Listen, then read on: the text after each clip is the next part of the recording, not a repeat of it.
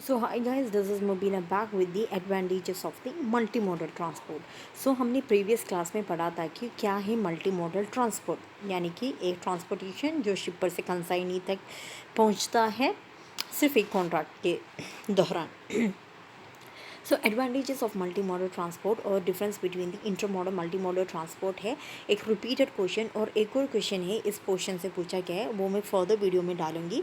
पर फिलहाल हम देखते हैं advantages of multi modal transport. Overall reduction in the transport cost, definitely वो है क्योंकि हम शिपिंग में वो शिपिंग का यूज़ करते हैं, रेल का यूज़ करते हैं और रोड का यूज़ करते हैं। शिपिंग और रेल कंपेयरिंग टू रोड बहुत एक्सपेंसिव लेस है। सो वो क्या करते हैं, हमें पैसा यानी कि ट्रांसपोर्टेशन कॉस्ट को कम करने के लिए सहायता करती है। Export of the non traditional good, what export of the non traditional good, export of the non traditional goods मतलब क्या है, कोल, गार्मेंट्स एक्सेट्रा वो सब है। लेकिन export of the non traditional good का भी ये हेल्प कर सकता है, reduce paper work and simplify the custom procedures. यानी कि मल्टी मॉडल ट्रांसपोर्ट हमने ऑलरेडी कहा है, मल्टी मॉडल ट्रांसपोर्ट में हम टाइम सेव कर सकते हैं। मेरी प्रीवियस वीडियो देखिए तो पता चलेगा, टाइम सेव कर सकते हैं, कॉस्ट सेव करते हैं, यानी कि पहला आया। सो रिड्यूस पेपर वर्क, कॉन्ट्रैक्ट भी सिर्फ एक ही कॉन्ट्रैक्ट है। So, जब पेपर वर्क कम कम होता है तो सिंप्लीफाइज द कस्टम प्रोसीजर, तब क्या होता है, कस्टम प्रोसीजर्स भी सिंप्लीफाई हो जाता है। Enable faster movement of cargo, हमने जैसे पिछले पॉइंट में कहा था कि फास्टर मूवमेंट ऑफ कार्गो का मतलब क्या है, शिपिंग का यूज़ करते हैं, रेल का यूज़ करते हैं, रोड का यूज़ करते हैं, जिस माध्यम से हमें कम समय और कम पैसे में मूवमेंट चलता है, यानी कि ट्रांसपोर्ट ऑफ गुड्स चलता है। तब क्या होगा, enable faster movement of cargo चलता है। रिड्यूस पोर्ट कंजेशन, ये एक इम्पॉर्टेंट पॉइंट है। मल्टी मॉडल ट्रांसपोर्ट में हमने क्या कहा था कि शिप ऑनर से कंसाइनी तक पहुंचने के लिए सिर्फ एक कॉन्ट्रैक्ट का ज़रूरी है। ये रिड्यूस पोर्ट कंजेशन का मतलब ये है कि पोर्ट कंजेशन का मतलब ये है जब हम ये शिप को डीलोड करते हैं या लोड करते वक्त वहाँ क्या भीड़ नहीं होएगा, समझे। यानी कि जब भी हम शिप से एक सामान नीचे रखते हैं तो बहुत भीड़ होती है, यानी कि लोड हो, लोडिंग के कारण हो या कोई आदमियों के कारण हो, भीड़ होती है। ये वो भीड़ को, यानी कि द क्राउड और the business can be avoided, reduces the port congestion. Port congestion में एक स्टेबिलिटी यानी कि मेंटेनेंस अच्छी होती है। और नेक्स्ट पॉइंट ये है कि enhances export potential of hinterland. Export potential of hinterland countries मतलब, हिंटरलैंड का मतलब ये है कि अर्बन एरिया, मतलब आप जानते हैं अर्बन और रूरल का मतलब सभी जानते होंगे। अर्बन मतलब क्या, सिटी एरिया, रूरल मतलब ग्रामीण यानी कि बहुत ही विलेज टाइप एरिया।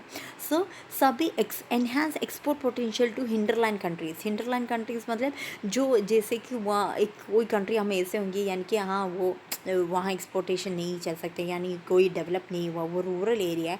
तब हम क्या कहते हैं, उस एरिया में enhance export potential of the hinterland country. तब वैसी जगह में, यानी कि बहुत भीड़ नहीं हो, यानी कि कह सकते हैं कि it is an hinterland is the area which is attach to the urban area. तब हम क्या करेंगे, अर्बन एरिया का भी यूटिलाइज़ करेंगे। उसी वक्त ये हिंटरलैंड यानी कि जो एरिया जो कम यूज़ करते हैं उनको भी इसके भाग बनाते हैं। तब क्या होगा, एनहांसमेंट होगा, यानी कि बदलाव होगा, यानी कि इंक्रीमेंट होगा।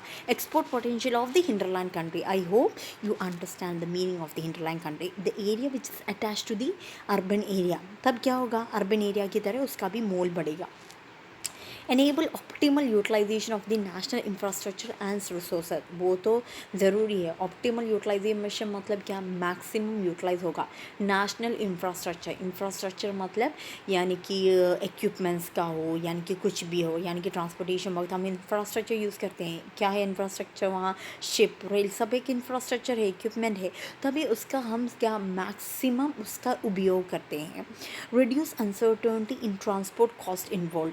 अनसर्टेनिटी इन ट्रांसपोर्ट कॉस्ट मतलब, अगर हम समझो, अगर हमको एक प्रोडक्शन करना है एक फॉरेन कंट्री से इंडिया तक, तब हम सभी वो ट्रांसपोर्टेशन एयर यानी कि एरोप्लेन से करते हैं तो बहुत ज़्यादा कॉस्ट होगा। लेकिन यहाँ हम क्या कर सकते हैं, डिफरेंट मोड ऑफ ट्रांसपोर्ट का यूज़ कर सकते हैं। इजंट इट, मल्टी मॉडल मतलब क्या, it is the usage of more than one means of transport, reduce uncertainty in the transport cost involve. यानी कि अगर कोई पैसा में कम ऊंचा नीच सब होगा या कुछ प्रॉब्लम होगा, हम इजीली अंडरस्टैंड कर सकते हैं। Helps in generating foreign revenue, definitely अगर हम एक्सपोर्ट करते हैं तो, यानी कि इंडिया से फॉरेन कंट्री में बेचते हैं तो वो फॉरेन रेवेन्यू का क्या हुआ पैसा इंक्रीज़ कर सकते हैं। सो ये था एडवांटेजेस, बहुत ही सिंपल है। अगर आप इसका डेफिनेशन, मल्टी मॉडल का डेफिनेशन लो और कुछ अपनी ध्यान देकर फोकस कर ये पॉइंट देखिए तो इजीली अंडरस्टैंड में आ, जैसे कि overall reduction in transport cost. Transport हम क्या करते हैं, ट्रांसपोर्ट गुड्स का ट्रांसपोर्ट करते हैं, और इसमें कहा गया है क्या मल्टी मॉडल में सिर्फ एक कॉन्ट्रैक्ट है और उसके अनुसार क्या होगा, पेपर वर्क लेस होगा, फास्टर मूवमेंट ऑफ कार्गो होगा, पोर्ट कंजक्शन वेट भी कम होएगी। तो ये सब आप ध्यान में रखिए और आप इजी से स्कोर कर सकते हैं।